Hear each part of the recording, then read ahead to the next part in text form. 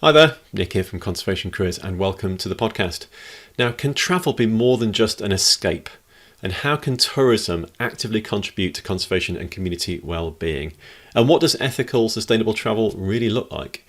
Well, today's guest is Daniel Kaul, who's the founder of Conscious Explorer and Natucate, two pioneering organisations at the intersection of ecotourism and conservation. With a passion for ethical travel, Daniel spent years designing experiences that allow travellers to explore the world whilst making a meaningful impact on nature and local communities. Now, in this episode, we dive into the concept of conscious travel, how it works, what responsible tourism looks like, and the challenges and opportunities in the ecotourism sector.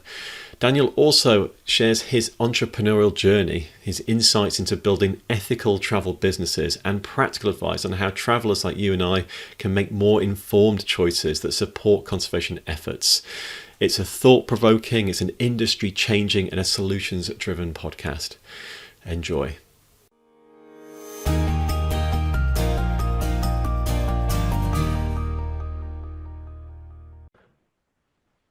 And then we can just ignore it and it's going to sat on the side. We've done this before, so I think you might be the first person we've had back, which is kind of fun. Wow, that's an honor. Yeah. So, is there anything before we kind of get into the recording, Daniel? Is there anything you really definitely want to talk about today? Points you want me to steer towards or to cover, or what I shared No, by I'm email? completely open. So Yeah. whatever you would like to speak about conscious or even educate, however you want to separate it, you are more than welcome. Wonderful. Great. Yeah. I know we're going to have a good chat. Just be honest as always. We're not here to glorify anything. We're just here to share honest views about what the sector and particularly travel and ecotourism, which is your particular area of expertise, is like. Yeah. Okay. Well, the easiest place to get going is Daniel. Do you want to just give me your like a sentence? What's your name and your job title? So my name is Daniel and I'm the founder of Conscious Explorer and Natucate. Great. And as I was just saying in the preamble there, I think you're the first person we've had back as a second guest. So it's really good to reconnect. We talk maybe once a year, something like that, whether it's a podcast or not. I always enjoy the chats. I always feel like we've got absolute loads in common and interested to hear what's going on. And the latest thing that's going on for you is Conscious Explorer, which we'll talk about properly through the podcast. But let me just kind of read out what I read that got me excited about Conscious Explorer, and then we'll dive in a bit more about it. So, Conscious Explorer, you believe that travel should be more than just satisfying wanderlust. Great German word, love it. It should be a powerful force for protecting the planet, and you have a vision where every journey is an opportunity to make impact. Like I love those statements. About when you're out traveling and exploring the world, you can be having a real positive impact and not just enjoying yourself, but actually benefiting the environment, communities, the places that you're visiting. Yeah, amazing. Let's before we dig into all that, just give us a little bit of an idea. Like, what is big picture? Like, what is ecotourism? What is eco travel? When people go traveling and they want to experience nature, what are the different things they can do? Like, how would you describe it? Yeah, first of all, thanks again for having me again, Nick. Thanks for welcoming me. Yeah, ecotourism in a big picture for me, from my individual definition, is yeah, pretty much the link between tourism, nature, and in the best case, conservation. So that people go in nature, in the best case, learn about nature, and take that knowledge and that experience back home and to spread the word about endangered species, about conservation topics, and in the best case, think long term about choices they make, not only in travel sector, just yeah, conscious choices actually. Mm. And yeah, tourism for me, as you said, it's the perfect way to join those topics, and it's something so nice, and you learn so much through traveling, and then combining it with something good and impactful and meaningful. I think it's just a perfect match, actually. It's the nicest way of learning in the world.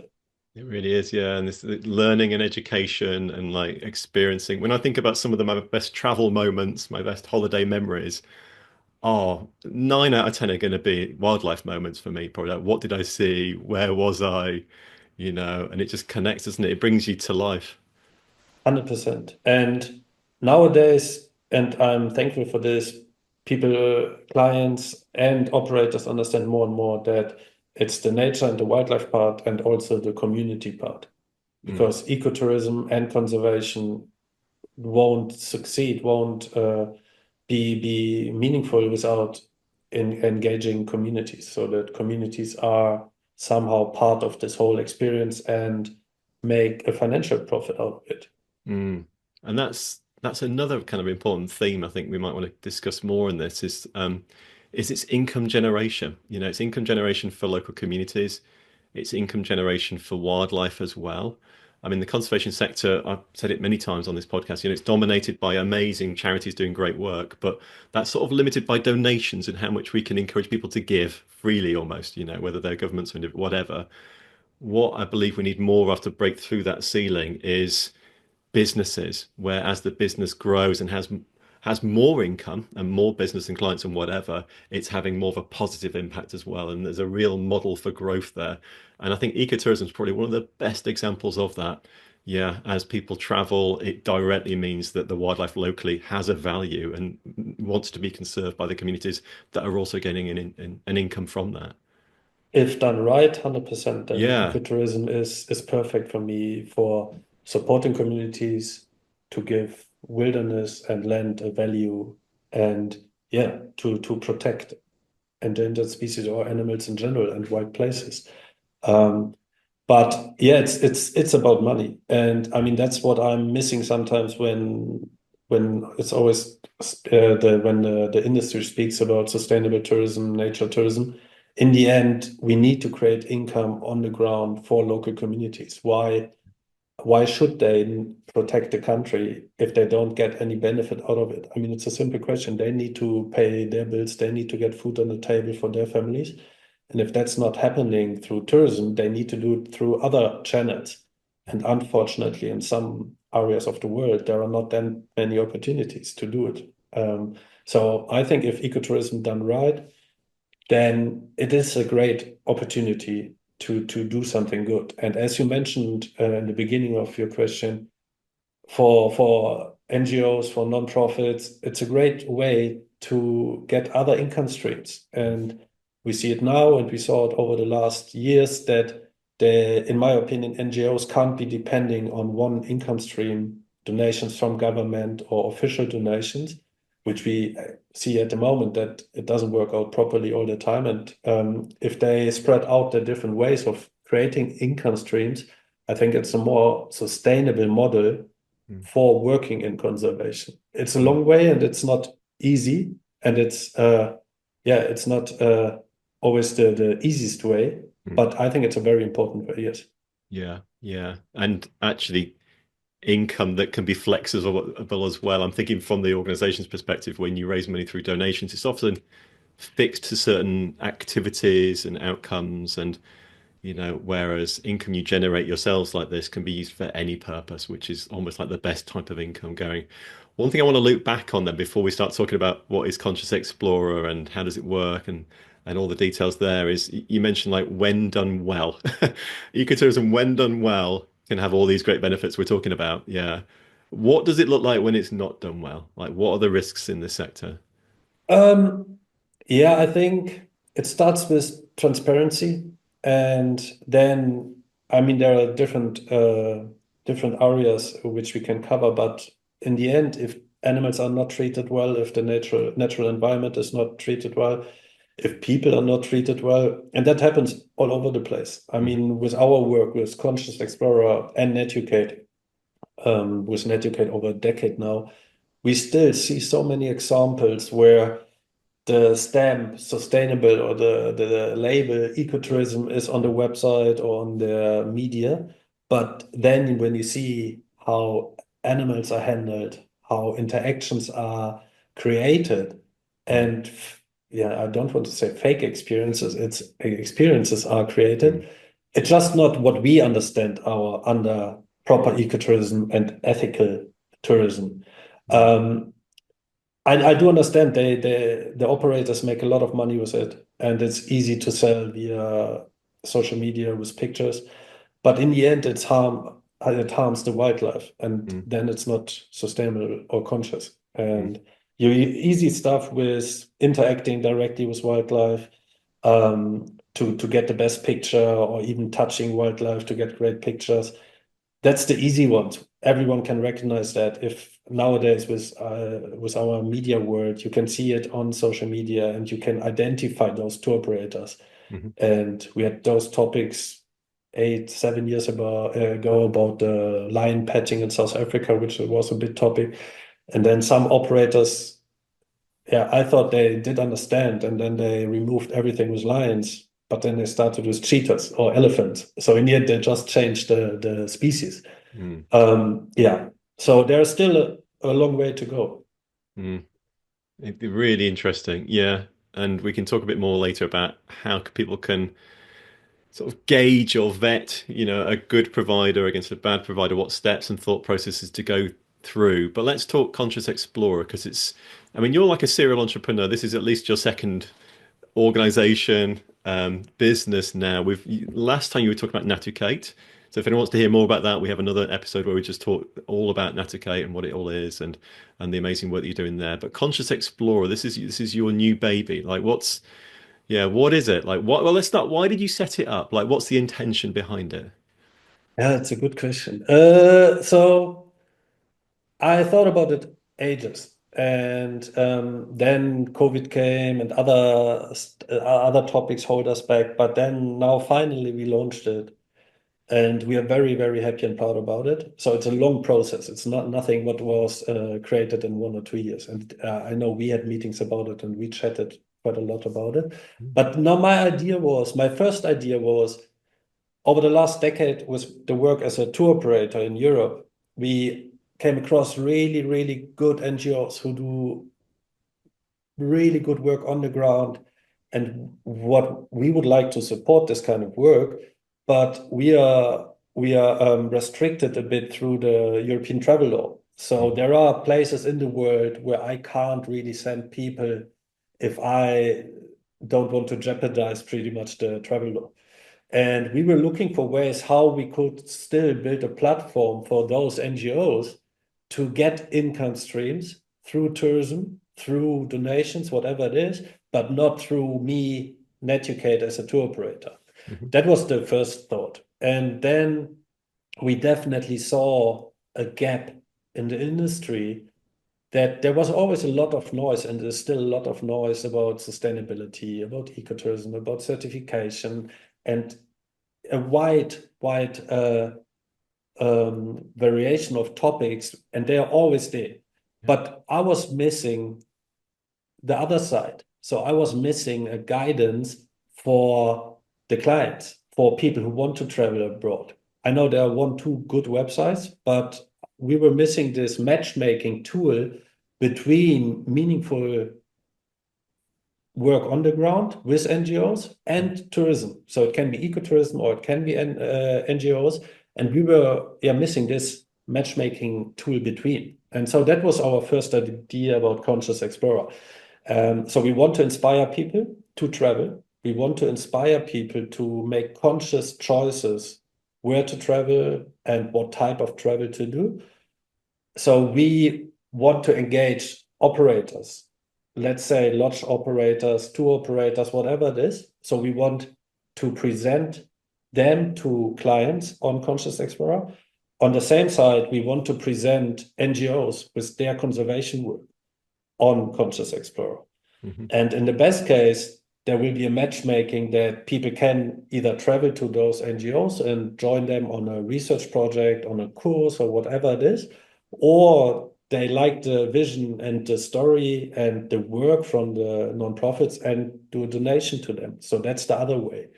So what we thought about, we wanted to create and we are still discussing in the team if it's a magazine or a platform. So we want to be pretty much a magazine, but with the opportunities from a platform. So we write about conservation topics. We have people who write columns for Conscious Explorer, Mhm. who work in the industry or who work in the conservation field. Then we have conscious trips, what we think are conscious trips and what people could book and go on the journey. You don't book via Conscious Explorer. It's just the matchmaking tool. So the traffic will go directly to the operator. Uh, And then, as I said, we have like this guidance for NGOs to give them a platform. Some of them only have two, three, four staff members, don't have a big marketing background, Mm. and don't have the capacity to build their own outreach. So with Conscious Explorer, we try to give them traffic in the end Mm. to spread the word about the work. Um, and at the moment, we are in the process to build a board for Conscious Explorer, several members from the industry, from outside the industry, from more experienced people to very young people. And then together, we will decide who should be on Conscious Explorer or not. Mm. Because what's important is we don't claim or we don't pretend to be a certification body. There are more than enough certificates in the travel industry, and we are not one of them. We just build a platform for travel experiences and conservation work, what we think is conscious. Hmm.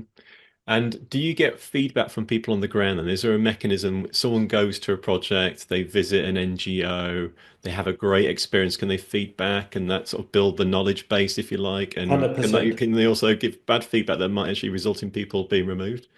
No, 100%. That's the community feedback we want. We want the Right. community to be involved, and it will grow with the community. Yeah. So we will get that feedback. We want that feedback.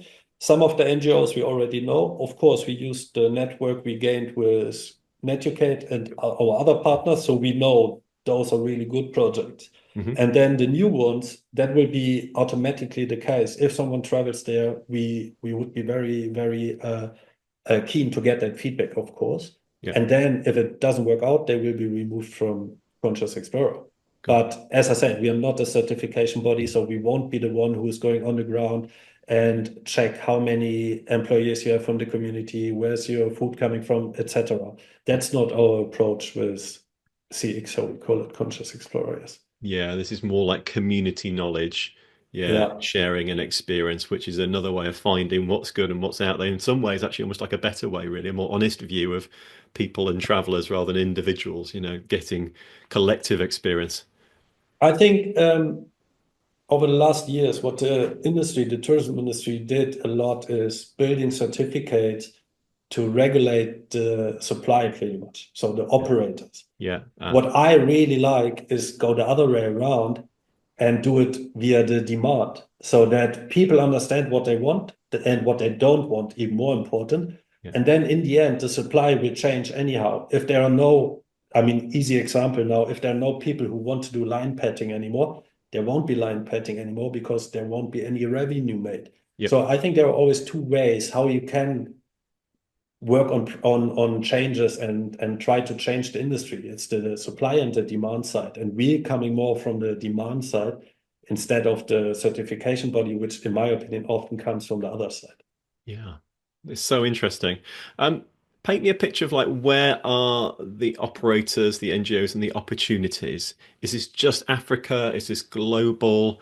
And I'm going to throw another question into like, what do you think is the demand for this? Do you think there are many people out there who want to have sort of meaningful travel experiences to know that they're treading lightly and leaving a positive impact? Um, the first part of the question, so our goal is definitely to be yeah, on the whole world pretty much Yeah. to offer experiences not only in Africa. I know where your question is coming from. You know that we are very Africa focused with Netucate. Uh, but no, we are at the moment we are working on new partnerships on different continents. So we try to equal it a bit. Yeah. And the second part, 100%, I strongly believe that even without all regulations, that the need for more conscious nature experiences is bigger than before, and it will get bigger and bigger. Yeah. Because as you said early on, when you thinking back about your best experiences in travel, it's usually nature. And of course, the same for me, otherwise I wouldn't do my job. And we have so many clients, and especially the one who traveled the first time with us, who learn about it and experience it the first time and then do it again and do it again Mm. and become more nature focused traveler, if you want to call it Mm. that way. And I think, yeah, there's definitely bigger demand from both sides. So we went to ITB now in Berlin to the big travel show, the biggest travel show in the world. And we spoke with a lot of different operators. And yeah, a lot of them are very keen to join Conscious Explorer. So now we're in the talks with them and yeah, need to check if they check our boxes. Hmm. And then move on. But it's Mm. still early stages, and as you Mm. said, it feels a bit like a new baby. Even we work for ages on it, but it feels like a startup, and I like that feeling. And it will go different ways than we plan it now. And as you know, so you can plan a lot, but it will go in different ways. And I think if we stick to our vision, then that's fine, and we see how it works. Yeah, I love that. Yeah, and that's about being agile, isn't it? You've got a vision which is really clear. You said that I ready to out a world where every journey is an opportunity to make a positive impact. You've got your kind of values, the things that you're working according. It's like your compass, it's setting your direction. This is how we work. This is where we're Yeah, trying to get to. And then within that, you're just putting your best foot forwards and learning as you go. Yeah, yeah. I mean, that's the amazing. nice thing about running your own companies and your own projects. It's very agile, very flexible, and you learn every day. And Yeah, then sometimes you even need to calibrate your own compass again. yeah, But that's yeah. okay. Yeah, yeah. Sometimes your values change. I've had that myself. Yeah. Yeah, yeah. In the last few years, and recognizing that and adjusting. We talked just before the podcast as well, actually, about something related to that, which is like following intuition is something that's quite important, I think, to both of us. That learning 100%. from failures and just knowing that actually, if you just listen to that little inner voice, more often than not, you'd have been better off. It's probably my biggest lesson in business that listen to your gut feeling, listen to your inner voice, and usually it's not wrong. Yeah, that's so interesting. How do you stay motivated? So this has been a project that's been bubbling away now for a few years. As you said, we've talked about it for a few years, and I'm excited to see it out the box now and kind of coming to fruition. As a classic entrepreneur, are you chasing the shiny thing and does it dull over time? Or does it stay interesting, exciting? Like, how do you stay with it? You're in the startup phase. You said yourself, no, it's good. I'm excited. It's agile. I'm learning. You're thriving, in terms of like the growth. 3 years from now, will it still be exciting? And if so, how do you maintain that? Or do you pass it off? Are you the big vision person and let someone else run it? I want to do the next thing. Like, what's your typical motivation? I really like that question. No, 100%. In 3 years, I will be as excited as now, probably even more.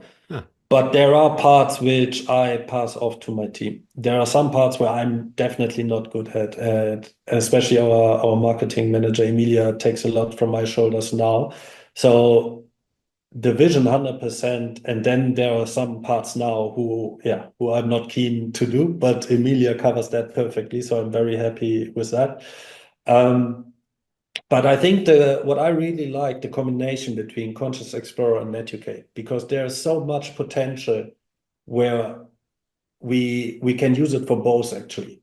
Let mm, it be partnership, let it be opportunities. And I think there are opportunities on the horizon which I don't even understand now and which mm. I don't see now. And that's what I like. So now it's more now the whole ship started and now it starts sailing and then we see how it goes. But I'm very confident that Conscious will be more exciting in 3 years than now. That's great to hear. Yeah, yeah. I want to talk about like the process you go through from having like an initial idea as an entrepreneur to actually developing it and then sort of launching as you are now and seeing growth. Like, yeah, have you noticed a pattern in how things follow? Have you got advice that others maybe could learn from? What are some of the great bits? What are some of the hardest bits? Just share what you want around that because you've done this, 2 or 3 times now, and I'd love to hear about your reflections on that journey that others can learn from. That's a very tricky question. No, I wouldn't say that I have a real pattern. I have a lot of ideas, Yeah, yeah. and most of them are stupid ideas, and I don't follow them. Or maybe they are good, but I still don't follow them because I Mhm. think they're stupid. So I don't have a lack of ideas. I have definitely a lot of ideas. Okay, so ideas are Conscious, coming up. Yeah. yeah, often it comes. It was with Netucate, and that's a pattern actually, and with Conscious Explorer that I identified pain points pretty much. So for me, it was always a pain point at Netucate with my Netucate hat on to work with other platforms. And I mean, that's another part of Conscious Explorer. It will be a platform for Natucate as well. So Yeah. it can be, in the best case, a funnel to channel business, to be completely transparent here, to Natucate as well. Yeah. Yeah. Um, and with different platforms, I always had pain points, and I thought they are not doing it right, and why they have experiences on there which I wouldn't put on the platform, which I think are not eco or not conscious. And then that increased and increased and become more and more pain points. And then there was the question why I don't do it on my own, why I don't do it with the team to create our platform, what we think would be a cool platform, a good platform. Mm. That is definitely a pattern because I had the same with Natucate when I started Natucate because I was missing something like Natucate when I was younger. Um, but then following up, I mean, I'm a perfectionist, and which is not always good, and I'm very impatient. Mm. So it's a tricky combination. Um, but yeah, I have a lot of drive to be open. So from the vision to bringing it on, bringing it live, and to start it, I love that process. And yeah, it's definitely an issue about running your own business. I'm not good with the work-life balance part, so I'm not very strict on myself with sticking to a certain amount of working hours, Yeah. which is good on the one side because it's my hobby as well. It's my passion what I'm doing here. But on the other side, you need to be a bit careful with your own resources and conscious about it, and that's definitely something what I need to learn. Yes. Yeah. Love it. So have lots of ideas, follow your passion. What I'm hearing also is like really understand the area as well, because you're working in an area you're really passionate about and you understand the challenges and the pains, and it's giving you motivation. It's what you care about. It's what you love. Yeah. And then tackling those problems that you've identified. Yeah. And you've got these challenges about perfectionism versus speed and Yeah, the tension that creates. but I like those bigger challenges. Sorry to interrupt you, No. but when I started in Educate, there were people who asked me, why are you doing that? You have a stable job, you have a stable income. Why are you leaving all that and now starting something you don't even know if it works? Same with Conscious Explorer. We invested quite a bit in the whole work, in the website, in marketing. And people asked me, why are you doing it? You have Netucate, just focus on Netucate. Mm, But I like those challenges. And I don't know if it works out, but I definitely need those challenges and I want to prove it to myself that it will work. mm, And as you said, it's my passion. I want to speak about conservation. And mm, when we had those discussions with some NGOs in unstable countries, it pretty much broke my heart that we can't support them with Netucate. And then mm. I said, how could we help them? And that's the good part of the conscious work, that we now have a tool or platform to try to support them. Let's talk practical steps then, if we can, sort of change gears slightly. Let's say we have a few people in the audience today. We've got Christy from Conservation Careers here today. I'm going to pick Christy as an example. I'm not going to draw you in, Christy, but just as an example. So let's say Christy wants to go on a trip, wherever that might be. Let's say she wants to go to, I don't know, yeah, Botswana, a place I think you know reasonably well, right? Yeah. What Without sort of picking like projects and places that you know, like generally speaking, she wants to go to Botswana. She'd like to have a positive impact, maybe interact with an NGO, know that she's done some good stuff. Yeah, she's saying she always wants to go on a trip, indeed. What steps should she go through? What are the phases she should go through to ensure that she's going to have a good experience and to try and ensure that she's had a positive impact, while she's been there? I think what's really important is to ask a lot of questions Hmm. and don't have the feeling that you bother the operator or the organization with your questions. But I think it's very important to ask questions about operation, about even background information, ask for documents if you want to.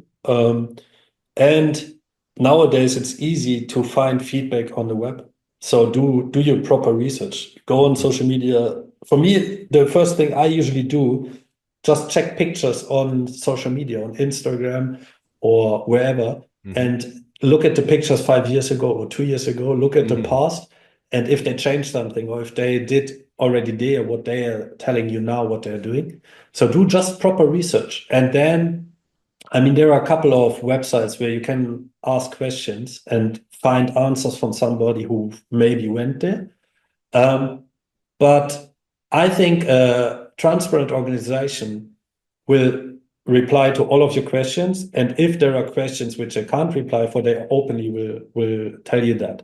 Yeah. And of course, the other thing beside the ethical part is plan your budget. I mean, think about how much you want to spend and don't go over budget if you don't want it, because there are some experiences which are flipping expensive, but Mhm. usually there's a reason for the price, and ask the pricing, ask where's that price coming from and why is it in country A, B, or C much cheaper. And usually a transparent operator will answer it and will be able to answer it. And then you can decide, is Botswana the Mhm. right place to go, or would you prefer to country C? Mhm. Um, but yeah, and then what we mentioned earlier, follow your gut feeling. Mhm. 100%. I Mhm. mean, it sounds silly, but I'm 100% sure if you don't have a good gut feeling in the support of the person who want to sell you a trip or who give you the advice, then don't follow it. I think that's very important. Yeah. Um, if someone's asking questions of the operator, specifically planning a trip, what are the top three killer questions you should definitely ask? It depends a bit what type of trip you want to do. But for me, it's all if you want to do a trip where wildlife is involved. First one, do you do any wildlife interaction? And if they want to do a quick sale and if they misunderstand you, maybe they say, yes, you can get very close to elephants, you can maybe touch them or feed them. And then you will, okay, no go. You know that one. Love it. That's a very easy one, in my opinion. And then the second one, I would ask about how many staff from local communities do you employ? Mhm. Like, who is working for the company? Can you just give me a quick overview about that? And then what I think is very, very important, if you do a wildlife expedition or excursion, whatever it is, ask about the guides. Ask about where did they get educated? Where did they learn to be a guide? What certificates do they have? And again, it depends a bit on which country. Some countries, the tourism is so developed that there's a proper guiding certification scheme. In some areas, they're not, which is okay. But then I would like to know how experienced those guides are. And then we going back to the ecotourism part, uh, doing good or doing bad in ecotourism. I think it depends a lot on the guide, how they create those experiences. And Mhm. if they show the guest, the traveler, the visitor, how conscious wildlife sightings should look like, Mhm. then the clients will learn and they will build their own standard. If they then travel to another place and the guide would do it completely different or in an unethical way, then the clients can stand up and say, I don't want that. I remember I had it in Kruger one night. I went on a night drive with a Kruger guy in Kruger National Park in South Africa. And I felt so uncomfortable because the guide was shining the elephants the whole time in the eyes with a spotlight. Mhm. And then at one point I said, I don't want to join that activity anymore. Can you please bring me back? And I think that's where, again, the demand comes in when the clients say, I don't want this. I don't need to see elephants at night, which is a stupid idea. It was shining on the ice, then it will maybe change at one stage. Yeah. Yeah. Sorry, that was Absolutely. a long answer. No, I really practical. I love the questions you shared as well. Yeah, and it has to be sort of driven by the tourist, doesn't it? You know, it's very easy to see a tourist see a line. I want to get a bit closer. I want to get that better picture. You know, can I touch the whatever it might be? And the operator needs to Yeah. be really firm. These are the rules. This is how we're working. These are our ethical guidelines. You know, and adhere to that. Yeah. But I think we need to change the perspective here as well. So I don't blame a guide for it. Of course, I would love to have only very well trained guides. But if a guide is pretty much used to clients who want to see lions as close as possible and they paying the tip for the guide, and Mm, guides often are very depending on the tips. mm, So the client pretty much made the guide doing that, then it's a different topic. And we need to think about if a guide salary should be much higher and not depending on tips only, so yeah. that they don't need to push the wildlife.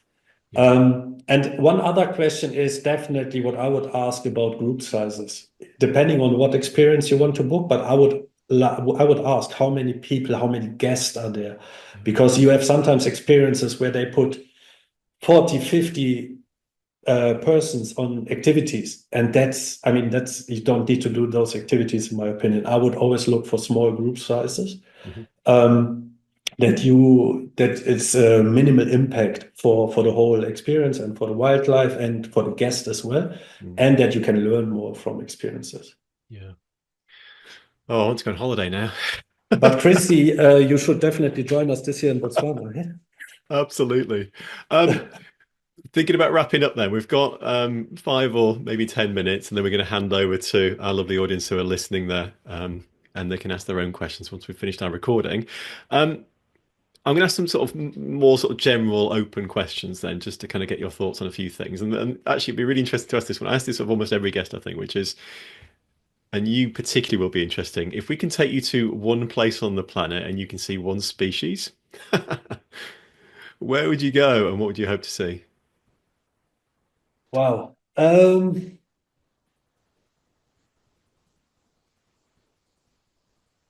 We are planning a lot of new trips at the moment with Natucate, and most of them are planned because of that question.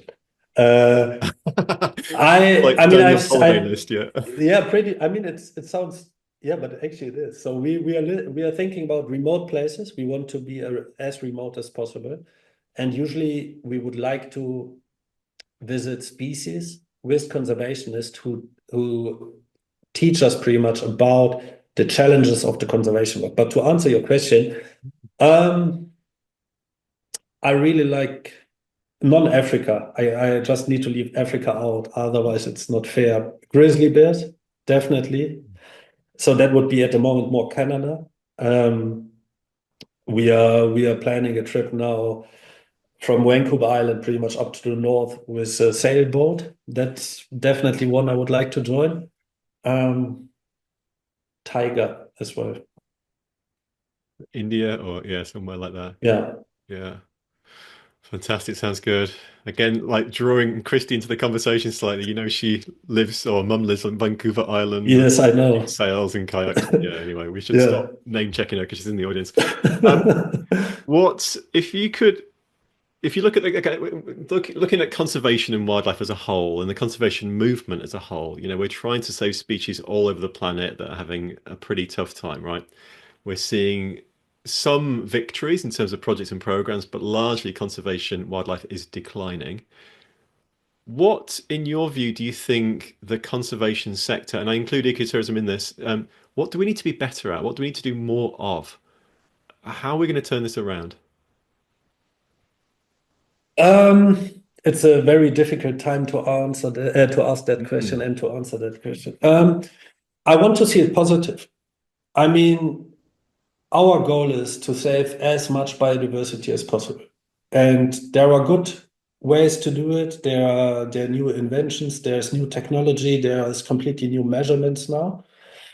Um, but yeah, at the moment it's a challenge, and I think with changing the tone a bit from climate crisis to biodiversity crisis. mm, It's a massive step already, in my opinion, that people and in the best case, like individuals, and in the best case, companies do understand that we need to protect areas for biodiversity. That's definitely what I saw in the last 2, 3 years, what changed a lot, so that mm, this whole climate crisis topic, which is very important, changed to biodiversity crisis. So I think that the understanding of this topic is better now, and I like that you see it more and more in normal media, that people speak about biodiversity. And now with having, not now, but more on a daily basis, that you read about eDNA and how to measure conservation, how to measure mm, biodiversity, how to measure the impact. I think that's definitely good. And there's a lot of good movements. Often you need to involve money to be successful. mhm, And that the topics biodiversity credits becoming more and more popular. that people want to invest in places to protect wilderness and put a value on it. It's a move in the right direction if it's done right. Yeah. So that's what I like. And what definitely puts me in a positive place is that I see and meet so many people who are keen on supporting conservation, beside government work, just individuals. That's definitely a positive step. But yeah, there's a lot of work to do. 100%. Lovely. Well, Daniel, thank you so much for sharing your. This is a week off, so I really appreciate you kind of coming in and talking to us and sharing your story. And I'm so excited to see where Conscious Explorer goes. It's great to see it out the box, and it'd be interesting to see kind of how it evolves. And if we can help and support, we're very happy to do so. It's amazing. If people want to find out more about Conscious Explorer, about you, or indeed about Natucate, where should they go? Where should we send them? Either go to consciousexplorer.com and write us an email or contact me on LinkedIn. That's probably the easiest way. And yeah, thank you again, Nick, for having me.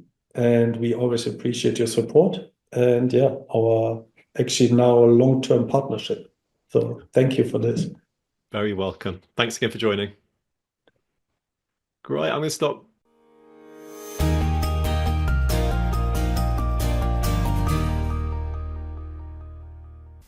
Okay, I hope you enjoyed that, everyone. If you did, then please do hit the subscribe button to get notified of new episodes as they drop.